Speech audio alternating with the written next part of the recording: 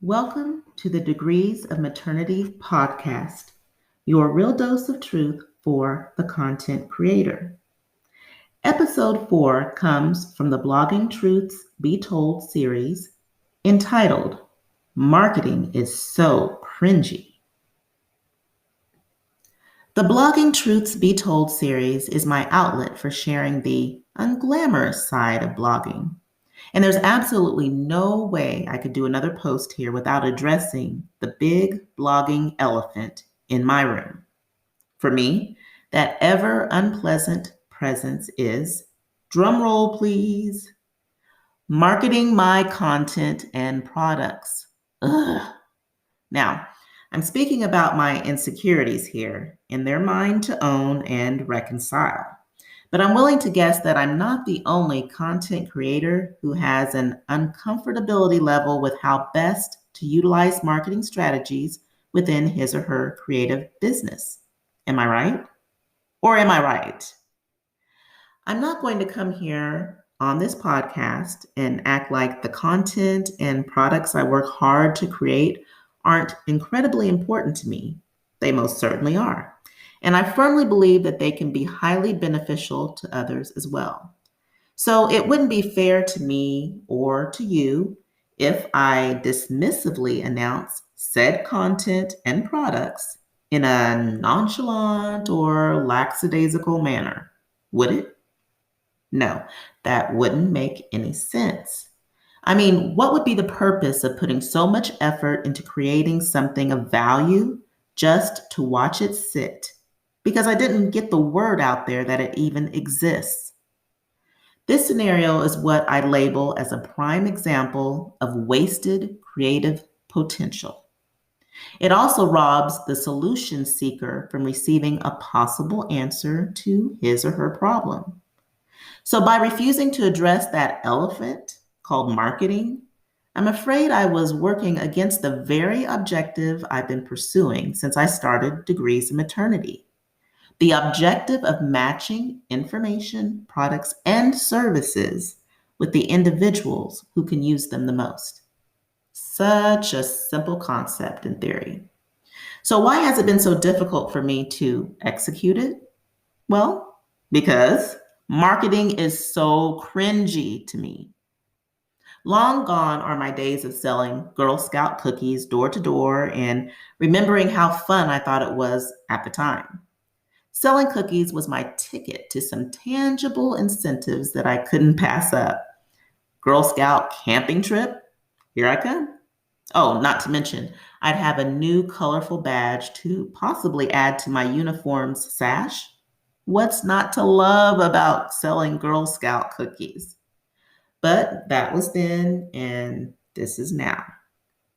I'm an adult and I've outgrown it's Girl Scout cookie time. Today, I completely feel awkward when entering the marketing space, knowing the best way to come across to people when you're trying to introduce your content or product offerings in a way that won't be off-putting to them takes a special skill set that I need to perfect. I think that's why I'm so uncomfortable with the marketing aspects of holding a creative space online. I've always come from the perspective that if someone wants to purchase something or acquire information or services from someone or someplace, then they'll do so on their own terms. No need to get salesy. Okay, downright obnoxious with the sales tactics to get their attention. No, not at all. That's a quick way to get attention of the negative variety. Ethics in driving traffic is a whole topic of discussion I could go into one of these days, but not today. I'll put it on my list of possible future content, though. Okay, so getting back to the salesy reference I just made. What I mean is that I've historically held the opinion of letting people organically find what they need. They eventually will, it's inevitable. You don't have to toot your own horn, blow your own whistle, or create your own noise with some other form of blowing instrument to get their attention. Just put your stuff out into the world, sit back, and your peeps will find you. Right? Wrong, wrong, wrong. I'm pretty mild-mannered by nature, so the let opportunities come to you stance suits my personality fairly well for the most part, except for when it doesn't. I personally tried that hands-off, passive approach for well over a year now, and it doesn't seem to work. In the case of online content marketing, the laid-back strategy won't get you very far. And wouldn't you know, personal experience has a way of bringing out such hard-nosed, teachable moments.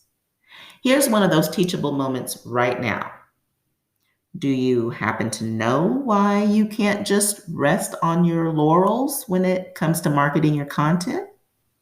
Well, do you? Here's my take on the question. It's because of the technology rat race we exist in, with the World Wide Web being fully optimized by so many individual operators, adding to the continuous juggernauts of information overwhelm or overload, saturated markets, and easy access to just about any product or service you may need. That's quite a mouthful, isn't it?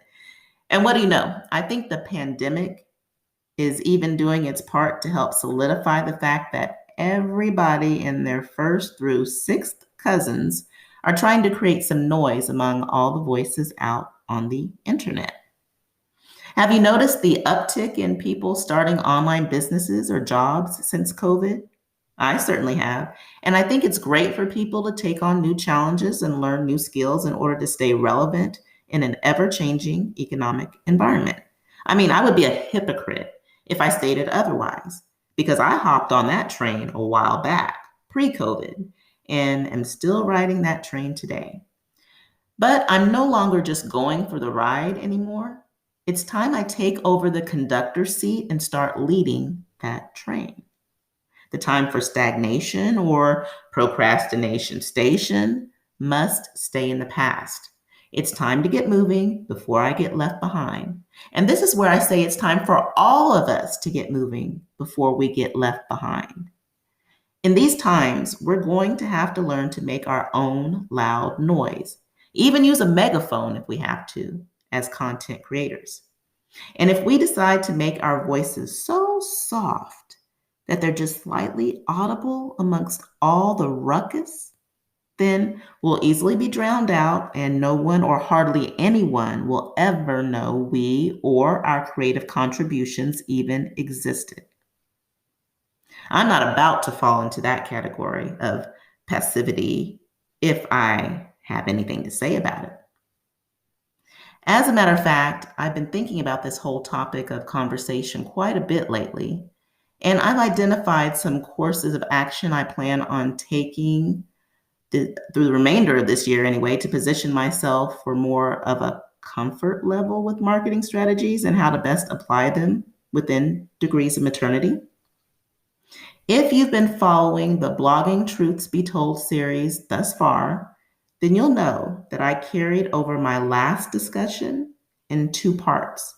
Not on purpose, but there's just so much I want to cover. And since I don't want to wear out my welcome with you this fine day, I'll stop here and continue with this discussion next time. Make sure you tune in so you can catch the marketing strategies I'll be working intently on becoming proficient at throughout the remainder of this year. Until then.